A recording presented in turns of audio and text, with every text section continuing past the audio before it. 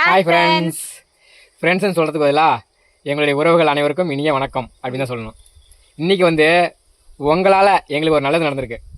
உங்களால் நாங்கள் அவ்வளோ சந்தோஷமாக இருக்கோம். அந்த சந்தோஷம் என்னன்னு நீங்கள் பார்த்துக்கு முன்னாடியே எங்களை பற்றி ஒரு அறிமுகம் நாங்கள் சொல்லிக்கலாமா? சொல்லிக்கலாம். நாங்கள் வந்து பார்த்திங்கன்னா ஒரு 2020 சேனல் ஆரம்பித்தோங்க யூடியூப்பில். அப்போ ரொம்பவே கஷ்டப்பட்டோம். விவசாயத்துலேயும் ஒன்றும் வருமானம் இல்லாத ரொம்ப கஷ்டப்பட்டு என்னடா பண்ணுறது, அடுத்து என்ன முடிவு பண்ணுறது, கோழி வளர்த்தோம், அதை வளர்த்தோம், இதை வளர்த்தோம், எதோ வளர்த்தி பார்த்தோம், எதுவுமே எங்களுக்கு கை கொடுக்கல. அப்புறம் சரி யூடியூப்ல ஒரு சேனல் ஆரம்பிக்கலாம் அப்படின்னு சொல்லிட்டு ஆரம்பிக்கலாம் இவர் சொன்னாரு. சரி ஆரம்பிக்கலாமா அப்படின்னு நானும் சொன்னேன். சரி அப்புறம் ஆரம்பிச்சு சேனல் நேம் வந்து நான் தான் செலக்ட் பண்ணேன். பேர் பிருந்தா, அது சுருக்கி பிந்து விலாக்ஸ். நிறைய பேர் வந்து என் பேர் என்ன நிறைய பேர் கேக்குறீங்க. பிந்து இல்ல, என் பேரு பிருந்தாஸ்ரீ. என்னோட ஃபுல் நேம் வந்து பிருந்தாஸ்ரீ. அது வந்து பிந்து விலாக்ஸ் அப்படின்னு வச்சிருந்தா சொல்லிட்டு விலாக்ஸ் தான் அப்பெல்லாம் போட்டுட்டு இருந்தோம். நாங்க எங்க போறோம் வரோம், வீட்டுல என்ன நடக்குது அதை தான் போட்டுட்டு இருந்தோம். அது வந்து அவ்வளவு ரீச் இல்ல. சமையல் வீடியோ போட்டு பார்த்தோம், அதுவும் ரீச் இல்ல. சரி வேற என்ன பண்ணலாம் அப்படின்னு சொல்லிட்டு யோசிச்சுட்டு இருக்கும்போது ஷார்ட்ஸ்னு வந்துச்சு. அப்பதான் வந்து 1 இயர்க்கு அப்புறம் சேனல் ஆரம்பிச்ச 1 இயர்க்கு அப்புறம் யூடியூப்ல ஷார்ட்ஸ் ஆப்ஷன் கொடுத்தாங்க. ஆமா, அது வரைக்குமே நாங்க வந்து சம்பாதிக்கல. யூடியூப்ல வந்து சம்பாதிக்கவே 2 வருஷம் சம்பாதிக்காத போராடணும். ஒத்த பைசா கூட யூடியூப்ல வந்து சம்பாதிக்கல. 2 வருஷம் சம்பாதிக்காத போராடி தான் ஓரளவுக்கு இந்த ஷார்ட்ஸ் எல்லாம் காமெடியா அப்புறம் ஃபர்ஸ்ட் சென்டிமெண்டா எடுக்க ஆரம்பிச்சோம். சென்டிமெண்ட் வந்து நல்லா ரீச் ஆச்சு. அப்பா அம்மா எப்படி வீட்டுல பாத்துக்கணும் போகணும் அப்படின்னு சொல்லிட்டு இவர் வந்து கருத்தா சொல்ல ஆரம்பிச்சாரு. அதுல எல்லாருக்குமே வந்து மக்கள் எல்லாத்துக்கும் பிடிச்சி போச்சு. அந்த வீடியோ கொஞ்சம் நல்லா ரீச் ஆச்சு. மக்களோட மனசுல நாங்க இடம் பிடிச்சோம்.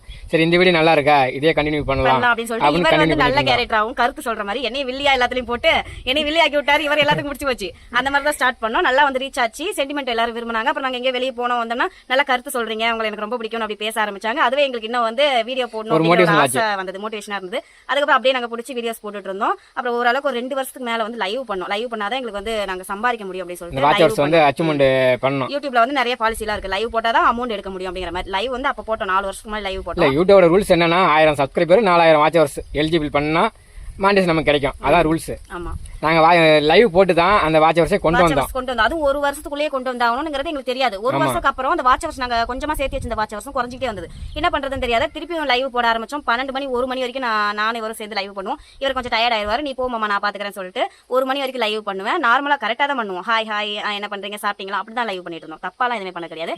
அந்த மாதிரி வந்து லைவ் போட்டு கஷ்டப்பட்டு வாட்ச் ஹவர்ஸ் கொண்டு வந்து அதுக்கு மேல எங்களுக்கு இன்னும் ஒரு சந்தோஷம். நிறைய பேர் எங்களுக்கு சப்போர்ட் பண்ணாங்க அந்த லைவ்ல. அவங்களுக்கு ரொம்ப ரொம்ப நன்றி சொல்லிக்கிறோம். அவங்களால நாங்க இந்த இடத்துக்கு நாங்க வந்திருக்கோம். அவங்களால நாங்க எப்படி 1 மணி வரைக்குமே லைவ்ல இருப்பாங்க. உங்களுக்காக நாங்க சப்போர்ட் எங்களுக்கு வந்து வாட்ச் ஹவர்ஸ் கிடைச்சது. கிடைச்ச உடனே அடுத்த 1 மாசத்துல $100 போனஸ் கொடுத்தாங்க. ஆமா, அது எங்களுக்கு ரொம்ப சந்தோஷம். நாங்க எடுத்த மொத அமௌண்ட் $100 போனஸ். அது மட்டும் தான்.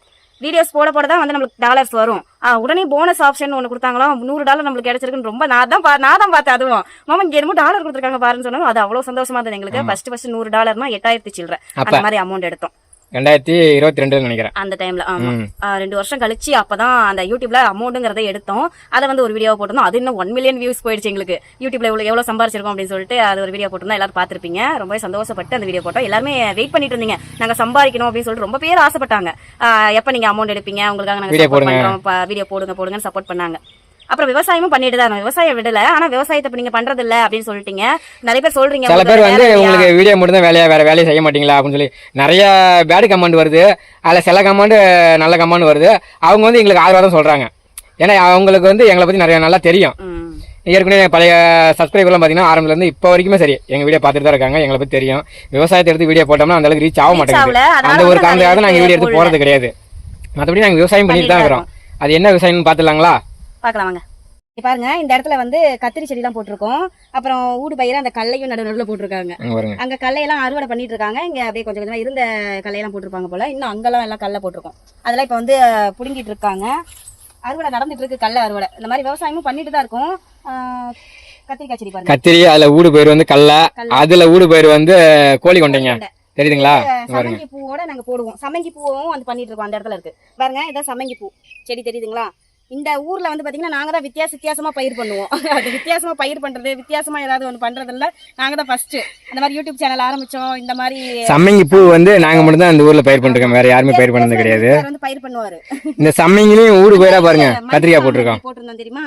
ஆமா, சாமந்தி நாங்க போட்டோம். அது நல்ல பூ நல்லா பறிச்சோம், நல்லா வளர்ந்து வந்தது. அது மாதிரியும் போட்டிருக்கோம். இந்த சமங்கி போட்டிருக்கோம். அப்புறம் ரோஜா செடின்னு ஒன்று வச்சோம். அதுலதான் இப்ப வந்து எல்லாம் வரல. வெயில் டைம் வச்சுட்டோங்கிறதால லாஸ் ஆயிடுச்சு, வேஸ்ட் ஆயிடுச்சு. 50,000 நஷ்டம். இந்த ரோஸ் பூ செடி, பன்னீர் ரோஸ் செடின்னு ஒன்று வச்சாருங்க பாருங்க. அதுல ஒண்ணே ஒன்று வந்திருக்கு போல. ஒரு 20 செடி 25 செடியா இருக்கு பக்கத்துல வந்து காமி. பன்னீர் ரோஸ் செடி 1000 கன்று வாங்கினாரு.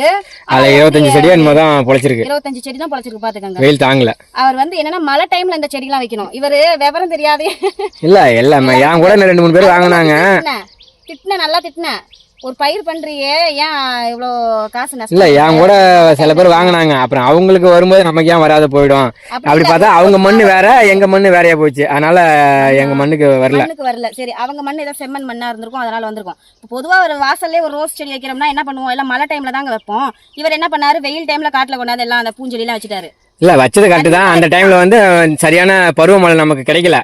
அது ஒரு பிரச்சனை. இந்த காட்டுல வந்து தண்ணிக்கெல்லாம் பஞ்சம் கிடையாதுங்க. தண்ணி எப்பயுமே இருந்துட்டே இருக்கும். மழை பெஞ்சாதான் செடி நல்லா இருக்கும். எவ்வளவுதான் தண்ணி இருந்தாலும் மழை டைம்ல அந்த பன்னீர் செடி எல்லாம் எல்லாம் வச்சிருந்தோம்னா சூப்பரா வந்திருக்கும்.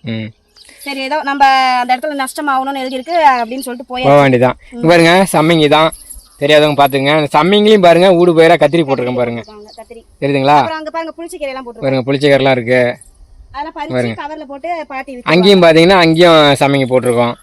எங்க அம்மா பாருங்க அங்க வந்து காய் பறிச்சிட்டு இருக்காங்க. தெரியுதுங்களா? வெயில் சரியான வெயிலுங்க. இந்த வெயில வந்து பறிக்கிறாங்க. சாயந்தரம் வந்து பறிக்கலாம். ஆனால் கேட்க மாட்றாங்க. வீட்டில் சும்மா தானே இருக்கேன் பறிச்சிட்டு இருக்கிறேன் நீங்கள் பின்னாடியே வாங்க அப்படின்னு சொல்லி பறிச்சிட்டு இருக்காங்க. பாருங்க கத்திரிக்காய் பறித்து வச்சுருக்காங்க கூடையில். இல்லை சொத்து காயும் இருக்கும். வீட்டுக்கு எடுத்து போய் தான் சொத்து காய் நல்ல காய் எல்லாமே பிரிப்போம். இங்கே பாருங்க இங்கெல்லாம் வந்து இன்னும் கல்லை வந்து புடுங்கலை. இது ஃபுல்லாகவே கல்லை போட்டிருக்கோம். கள்ளப்பொடி வந்து இன்னும் புடுங்கலை. இங்கே வந்து பார்த்தீங்கன்னா எல்லாம் புடுங்கியாச்சு. இதெல்லாம் புடுங்கியாச்சு. கள்ளப்பொடியெல்லாம் பாருங்க போர் அடிக்க வச்சிருக்கோம். அங்கேயும் அடிக்க வச்சிருக்கோம். இப்போ நாங்கள் ஒரு பயிர் பண்ணோன்னு பார்த்தீங்கன்னா பண்ணுற நேரத்தில் மழை வரும். ஏதாவது ஒரு பொருளை தான் காப்பாற்ற முடியும். ஒன்று நெல்லை காப்பாற்றலாம், இல்லைன்னா வைக்கல காப்பாற்றலாம். இப்படி விளைவிச்ச பொருளை காப்பாற்றிடுவோம். இந்த பில்லு கொடி இதை மட்டும் காப்பாற்ற முடியாது. இதெல்லாம் வந்து கேட்டு வச்சிருவாங்க. முன்னாடி மாடு ஆடுக்கெல்லாம் வேணும்னு சொல்லி கேட்டு வச்சிருவாங்க. ஆனால் மழையில நனைஞ்சு வீணா போயிடும். அப்புறம் அந்த ஆடு மாடெல்லாம் சாப்பிடாது. அந்த மாதிரி ஆயிடும். அதனால இதை வந்து எல்லாம் ஒரு நாள் வந்து எல்லாம் மூடி வச்சுட்டு இருந்தோம். மழை வருதுன்னு சொல்லிட்டு தார் பையெல்லாம் அங்கே போட்டு வச்சிருக்கோம்.